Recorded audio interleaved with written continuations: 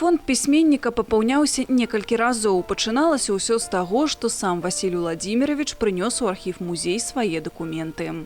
Для нас, як архівістаў, цікава ўсё.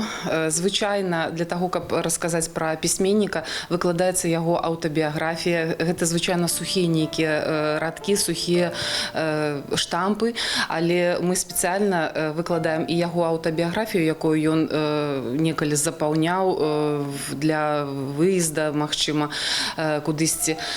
І тое, што ён гаварыў пра аўтабіяграфію, ён кажа, што гэта дакумент, які не сведчыць пра чалавека, ён вельмі суха пра гэта распавядае. І мы, адпаведна, выкладаем і аўтабіяграфію, і тое, што ён пра гэта сам кажа. Сёння на экспазіцыі можна пабачыць рукапісы, тэкст выступлення перад саюзам пісьменнікаў, ліставанне з калегамі, напрыклад, з Рыгорам Барадуліным. Можна знайсці водгукі чытачоў, фотаздымкі, карэспандэнцыю, якую ён атрымліваў з усіх куткоў СССР. Франтавікі яму шмат пісалі, і нават ёсць такі ліст, дзе яму напісаў франтавік, які служыў з ім у адной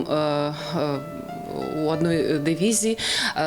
Не ведалі яны адзін аднаго, і там ёсць такія радкі: калі ты наш, то прыязджай, бо франтавікі потым, хто застаўся жывыя, збіраліся ў Маскве штогод, і яму пішуць: калі ты наш, прыязджай, і нават калі не наш, ты ўсё роўна наш, бо так, як ты сказаў пра вайну, мала хто сказаў. Васіль Быкаў – гэта непаўторная асоба ў нашай культуры, літаратуры і грамадстве. Архіў музею выконвае сваю місію захавання важных дакументаў пісьменніка, якімі карыстаюцца даследчыкі.